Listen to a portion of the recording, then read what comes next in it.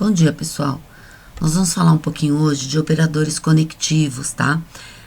Esta aula tem no caderno do aluno de vocês e eu mandei também no Classroom, inclusive com atividades. Tudo bem, pessoal? Conectivos são fundamentais para a construção de um texto coeso e coerente. Nós vamos falar mais na frente sobre isso aqui. Analisando a palavra conectiva, podemos notar que ela faz referência à conexão. É isso mesmo, os conectivos possibilitam a conexão de elementos da língua. Os conectivos são aquelas palavras que dão sentido em uma frase longa, por exemplo, em que queremos unir e ou repelir diferentes ideias, tá bom? Então, a gente tem as preposições que elas unem termos e palavras e formam palavras novas. E temos, então, as conjunções e os conectivos, né, que unem frases. Conectivos são palavras ou expressões que interligam as frases, períodos, orações, parágrafos, permitindo a sequência das ideias. Lembram das nossas redações?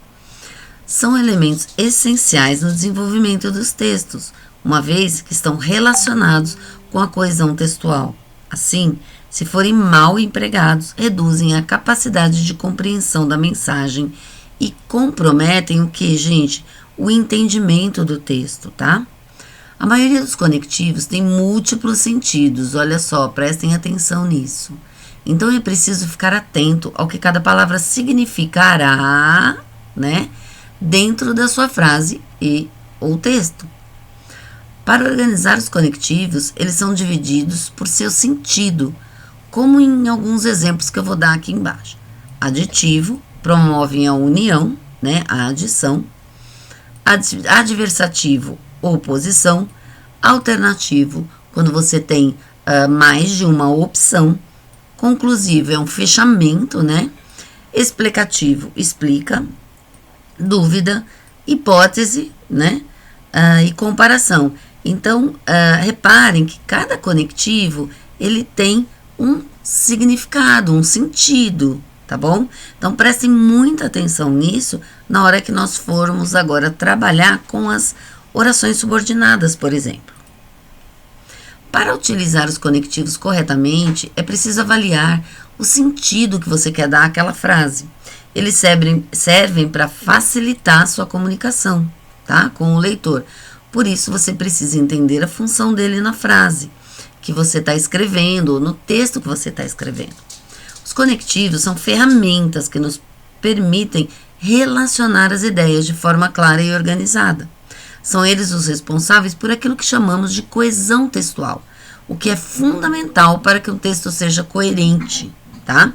Coesão é a conexão, é a ligação entre os elementos da superfície do texto. Coesão é um aspecto que zela em relação à estrutura textual, pela relação entre as frases, palavras, períodos, parágrafos de um texto. Então, perceberam? A coesão textual ela é muito mais relacionada à estrutura, a como é feito aquele texto, tá? Então, eu tenho que me atentar aqui na estrutura, porque um parágrafo tem que se relacionar com um outro parágrafo. Ele tem que ter uma ligação, uma continuidade, tá? Coerência textual é a relação e organização lógica de um texto, tá? Aqui eu estou falando de lógica. Aqui eu falo muito mais de conteúdo. Uma produção textual coerente ocorre quando as ideias do texto estão o quê? Em sintonia. Quando existe uma lógica, quando existe uma continuação da ideia, do conteúdo, daquilo que vocês escreveram dentro do texto, tá bom, pessoal? Vejam alguns exemplos. Eu coloquei aqui mais exemplos para vocês. Olha, conclusão ou resumo, tá? Então, eu coloquei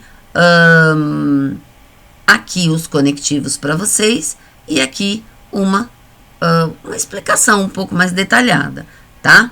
E um exemplo de frase, ó, onde vocês vão usar esses conectivos. Então, aqui, ó, conclusão ou resumo. Em suma, em síntese, enfim. E eu coloquei uma frase. Em resumo, podemos notar o aumento das taxas alfandegárias durante o período apresentado. Tá bom, gente? Bom, adição. Você vai acrescentar alguma coisa. Então, eu tenho aqui os conectivos, além disso, ademais, outro sim, ainda mais, por outro lado. Eu coloquei um exemplo para vocês. Suzana foi professora na Universidade de Minas Gerais. Além disso, foi coordenadora do Departamento de Artes vinculado à Secretaria de Cultura do município. Repararam que além dela ser professora, ela também foi coordenadora. Eu estou somando as duas funções da Suzana, não estou? Tá bom? Semelhança, comparação ou conformidade, tá? Eu coloquei aqui, lembram das nossas aulas de intertextualidade?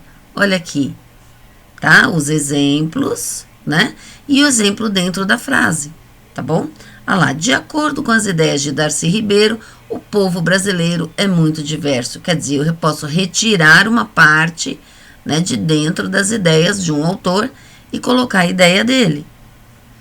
Condições ou hipótese. Esses termos são utilizados em situações circunstanciais, que podem oferecer hipótese para uma situação futura, tá? Então, quando eu falo em condição ou hipótese, é uma coisa que eventualmente aconteça, caso aconteça, se acontecer, né? Olha lá. Exemplo, caso chova essa tarde, não iremos na academia. E aqui, nesse slide, eu coloquei para vocês mais alguns exemplos, tá? É legal vocês terem esses exemplos aqui anotados no caderno. Então, eu coloquei um resumo aqui, vocês podem fazer essas anotações no caderno de gramática. Tá bom, pessoal?